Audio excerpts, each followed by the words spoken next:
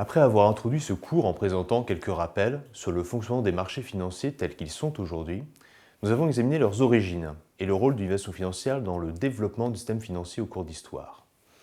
Nous avons appris que l'innovation financière a toujours existé. Depuis l'émergence de la finance dans l'Antiquité jusqu'à nos jours, l'innovation a transformé l'économie en permettant le développement des marchés financiers. Cependant, il convient de noter que depuis la fin des années 50, l'avènement des technologies de l'information et de la communication a marqué le début d'une croissance exponentielle de l'innovation financière. Dans cette vidéo, nous allons enfin définir ce qu'est l'innovation financière.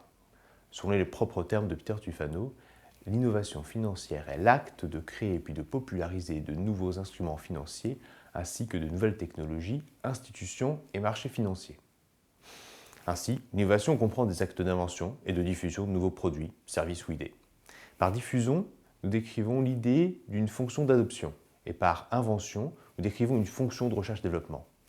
En fait, le progrès est un processus itératif, donc rien n'est jamais complètement nouveau. Et le degré de nouveauté ou d'innovation est intrinsèquement subjectif, ce qui reflète la difficulté de toute étude de ce phénomène.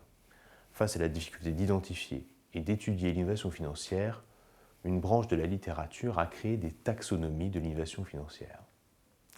Quelques mots sur ce terme peu courant, taxonomie. La taxonomie fait référence à la pratique de la classification de choses concrètes ou abstraites, y compris les principes qui sous-tendent cette classification.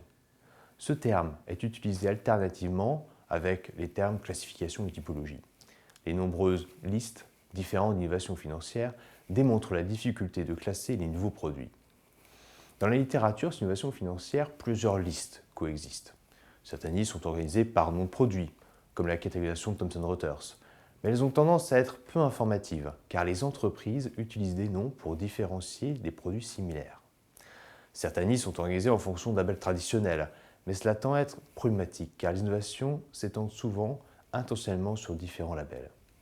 D'autres listes sont organisées par caractéristiques de produits, par exemple la maturité, la disposition de remboursement, etc. Ils fournissent beaucoup d'informations en mettant en évidence les composantes de chaque innovation. Le problème est que, ce faisant, on crée un système de classification qui a un trop grand nombre de dimensions pour pouvoir être étudié. Par conséquent, l'alternative choisie par la plupart des universitaires qui écrivent sur l'innovation a été d'adopter une approche fonctionnelle pour classer les produits d'innovation. Plutôt que de regrouper les produits par leur nom ou leurs caractéristiques, les auteurs les classent en fonction des fonctions qu'ils remplissent. Dans cette ligne, Ross a suggéré deux classes d'innovation financière.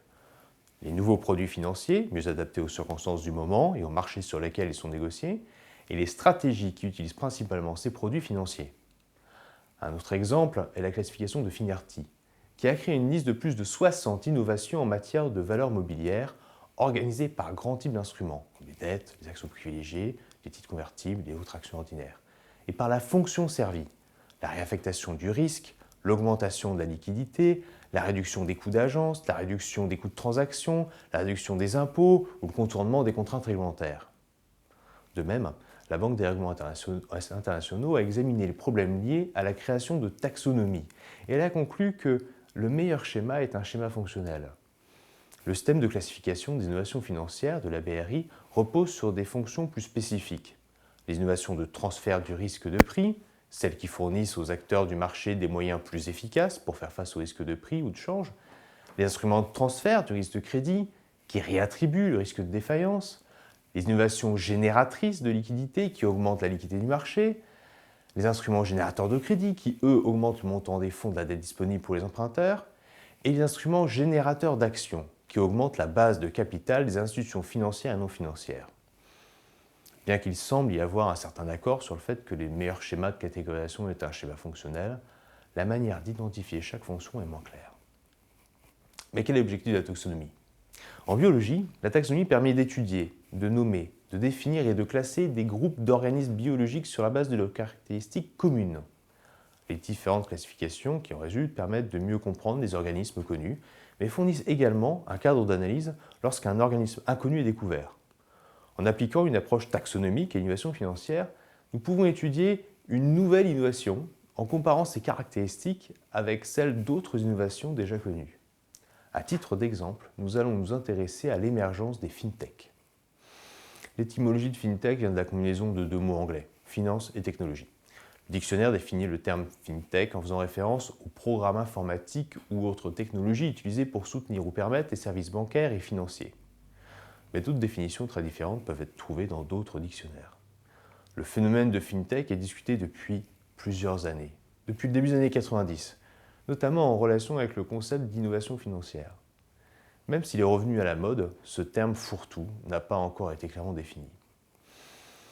Dans la littérature, la plupart des auteurs utilisent les typologies suivantes: durée, orientation vers client, champ d'activité, modèle commercial, prestation de services, domaine de service. Les 4 premières approches présentent une FinTech comme une entreprise, alors que les 2 dernières approches sont liées aux services fournis.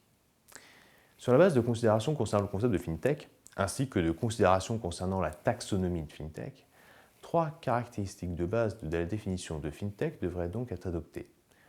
Tout d'abord, l'approche de la définition. Une FinTech peut être une entreprise, une innovation et une technologie ou bien un service. Une FinTech a un champ d'activité, qu'il soit mondial, international ou local.